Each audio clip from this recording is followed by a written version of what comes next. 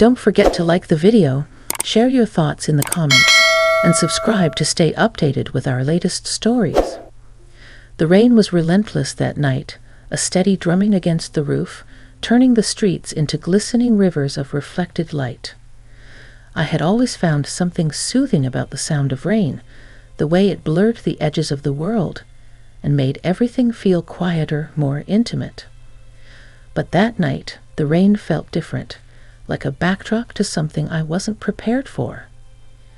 I was standing in my kitchen, absent-mindedly drying the dishes when the doorbell rang. It was late, too late for unexpected visitors. My husband, Mark, had left earlier in the evening for a weekend business retreat, so I was home alone. A flicker of unease passed through me, but when I peered through the peephole, I let out a relieved breath. It was Adam, Mark's best friend. Adam had been a part of our lives for nearly 2 decades. He and Mark had met in college and had been inseparable ever since. He was a fixture at our barbecues, family gatherings, and game nights. If there was anyone I could trust showing up unannounced this late, it was him. But something about the way he stood under the porch light, rain dripping from his dark hair, sent a ripple of curiosity through me. I pulled the door open. "Adam, what are you doing here?"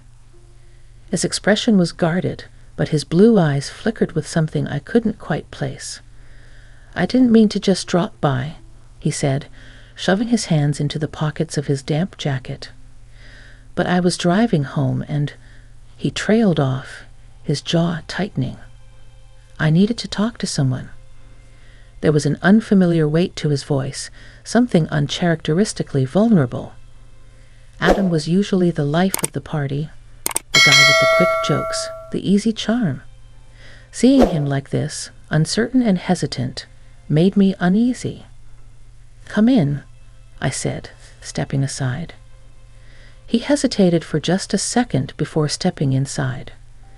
As he shrugged off his jacket, I noticed the way his shoulders sagged slightly, as if he was carrying something heavy. "Let me get you a towel," I offered, heading toward the hallway closet. When I returned, he was standing in the living room, staring at the rain-spattered window, lost in thought. I handed him the towel, and he murmured a quiet thanks before running it through his damp hair. "You want some coffee?" I asked, trying to ease whatever tension was in the air. He nodded, and I busied myself in the kitchen, grateful for something to do. As the coffee brewed, the air between us felt thick with something unspoken. I wasn't sure if I should pry or wait for him to speak first. Finally, as I set a mug in front of him, he exhaled sharply. "I've been keeping something inside for a long time," he said, his fingers tightening around the ceramic. "And I don't think I can anymore."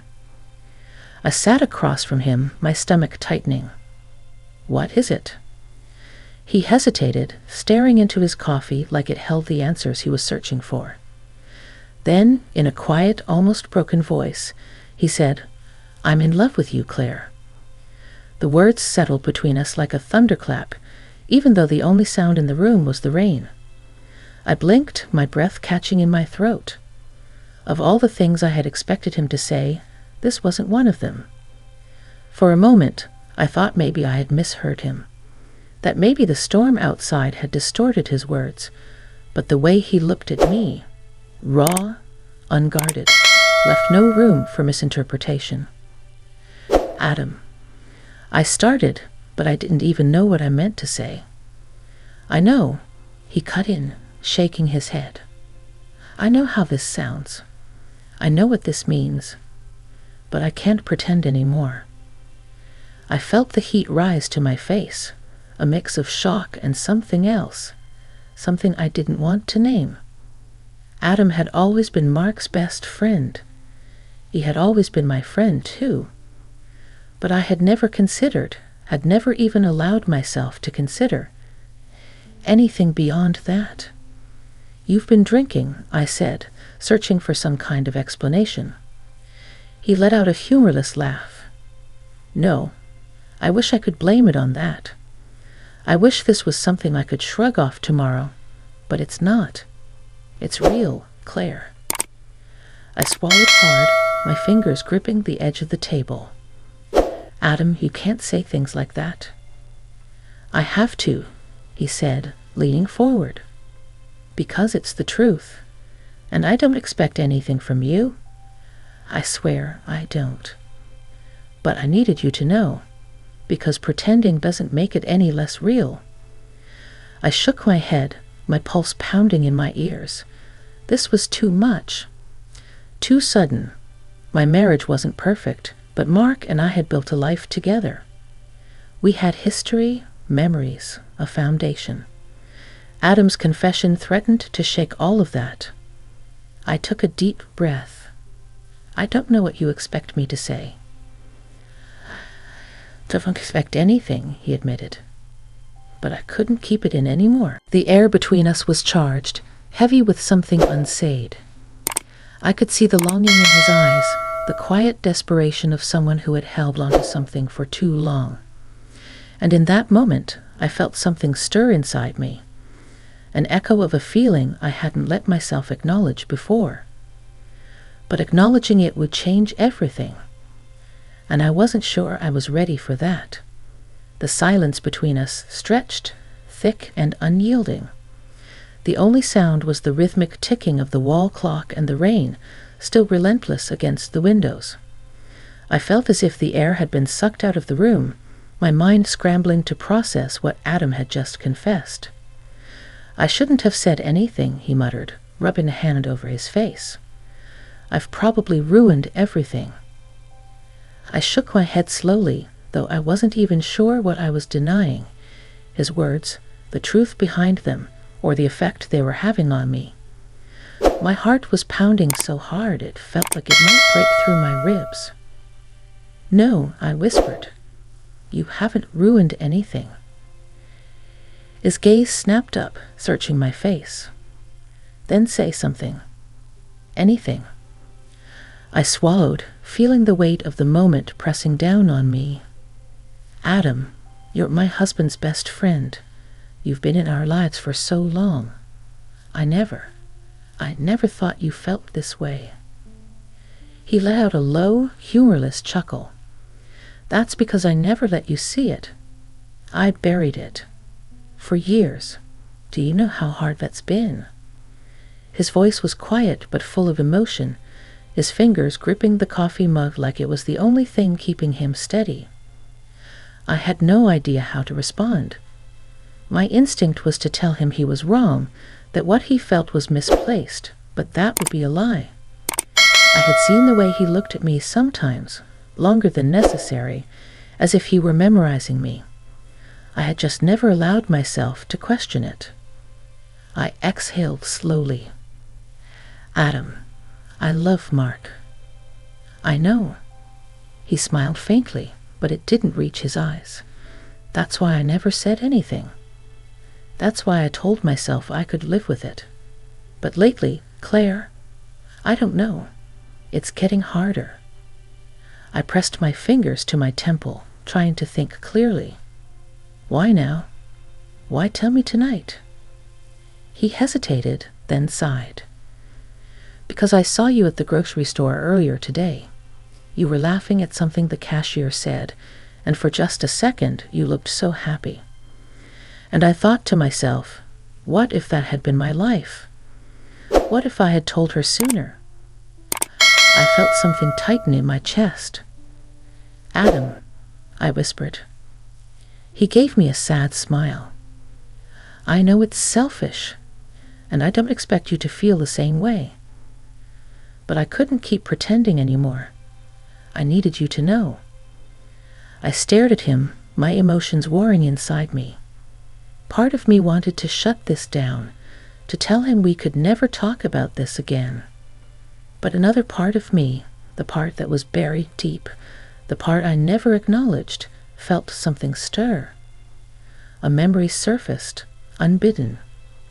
Years ago, before Mark and I had married, Adam and I had shared a moment, brief, fleeting, but real. It was during one of those summer nights when we were all younger, before life had settled into routines and responsibilities. Mark had left the party early, and Adam and I had stayed behind, talking for hours on the porch swing, the air thick with something unspoken. Nothing had happened. Nothing was ever said. But I remembered the way he had looked at me that night. Had I ignored something back then? Had I buried something just as he had? I shook my head, as if trying to shake off the weight of my own thoughts. Adam, this is a lot to take in. I know. He stood abruptly, running a hand through his hair. I should go. I didn't stop him. He grabbed his jacket and walked to the door. But just as he reached for the handle, he turned back. I meant what I said, Claire. And no matter what happens, I'll always be here, even if it's just as a friend. I swallowed hard, nodding. Good night, Adam. He hesitated for just a fraction of a second before opening the door and stepping into the rain. I stood there for a long time after he left, staring at the closed door, my heart still racing. And I knew, deep down, I would never be able to forget what he had said. I barely slept that night. Every time I closed my eyes, Adam's words replayed in my mind like an echo I couldn't silence. I couldn't keep pretending anymore. I needed you to know. I told myself it didn't change anything. I was married to Mark, and we had built a life together, solid, steady, and familiar. But even as I tried to convince myself, a part of me knew that things wouldn't be the same after tonight. By morning, the storm had passed, leaving behind damp streets and the crisp scent of fresh rain in the air. Mark was already awake, sitting at the kitchen table with his coffee and his laptop open in front of him. "Morning," he said without looking up. "Morning." My voice was hoarse, and I wondered if he could hear the exhaustion in it. I busied myself making coffee, avoiding his gaze. My hands were steady, but inside, I felt shaken. Should I tell him? Would that make it easier? As I poured my coffee, Mark finally looked up. His brow furrowed slightly. "You okay?" I forced a small smile. "Yeah, just didn't sleep well." He nodded, already distracted by his emails.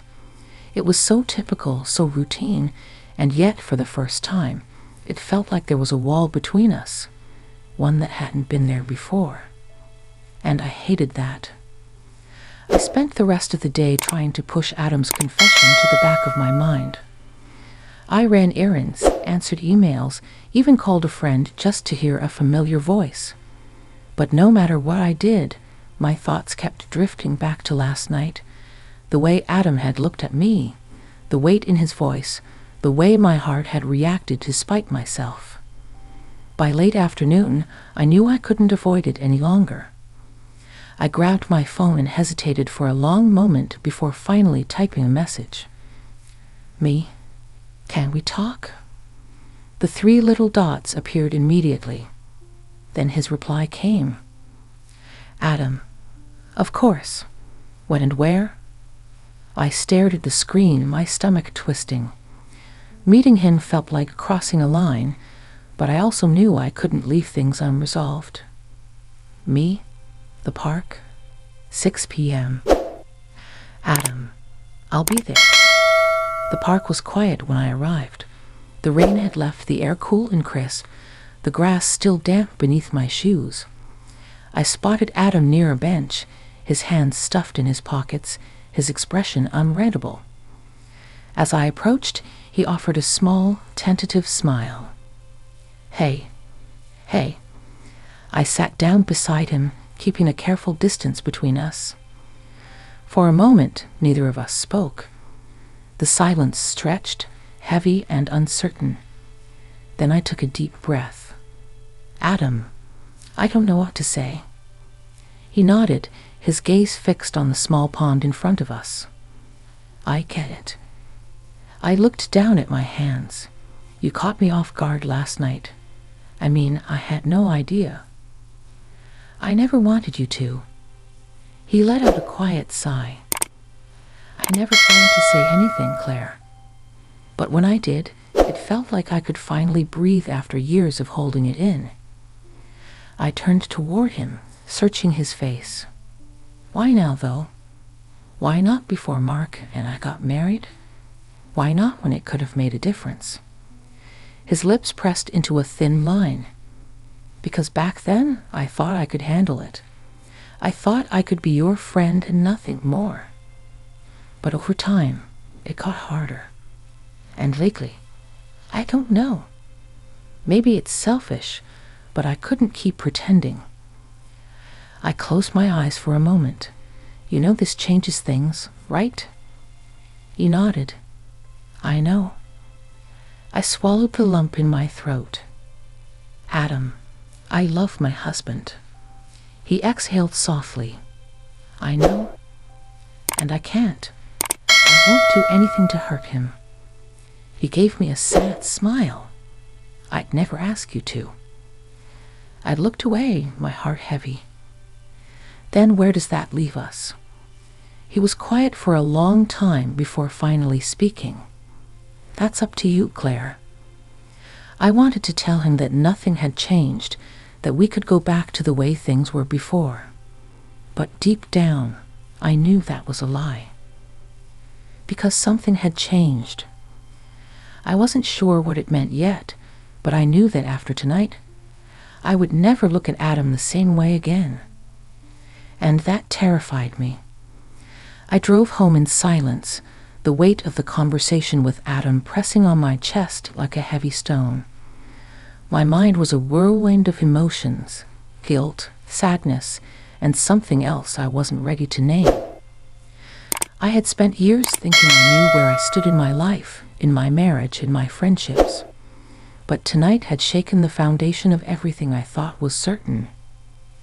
By the time I pulled into the driveway, the sky had darkened, and the house was glowing softly from the lights inside. Mark was home. I hesitated for a moment before stepping inside. The familiar scent of his cologne lingered in the air, and the sound of the television played from the living room. He was sitting on the couch, relaxed, a beer in his hand. "Hey," he said, glancing up at me. "Where were you?" The question was casual, but I felt a flicker of unease. I had nothing to hide, and yet I hesitated. "I went for a walk in the park." It wasn't a lie, but it wasn't the whole truth either. Mark nodded, not thinking much of it. "Long day?" I exhaled. "Yeah." He patted the couch beside him. "Come sit with me." I walked over and sat down, feeling the warmth of his presence next to me.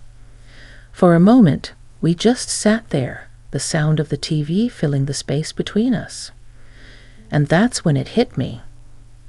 This, us, was real. This was the life I had built, the man I had chosen. And despite everything that had happened in the last 24 hours, despite the unexpected confession that had stirred something deep inside me, this was the only place I wanted to be. I turned to Mark, studying the lines of his face, the way his brow furrowed slightly in concentration as he watched the screen. I had spent so many years beside him, and yet tonight I felt like I was truly seeing him again. He must have sensed my stare because he turned his head, raising an eyebrow. "What?" I smiled softly. "Nothing. Just, I love you." His expression shifted, surprised at the sudden tenderness in my voice. Then his features softened, and he reached for my hand. "I love you too, Claire." I leaned my head against his shoulder, closing my eyes. Whatever had happened with Adam, whatever feelings had surfaced, didn't change the fact that my heart already belonged to someone. And that was enough. A week later, Adam left town for a work project overseas. He sent me a short message before he left. "Adam, take care, Claire. I'll always be here if you need me." I stared at the message for a long time before finally replying. Me? You too, Adam. I didn't know if things would ever fully go back to how they were before, but maybe that was okay. Life had a way of surprising us, of testing the strength of the choices we made. And in the end, it wasn't about the words left unspoken or the roads not taken. It was about the love we chose, every single day. The end.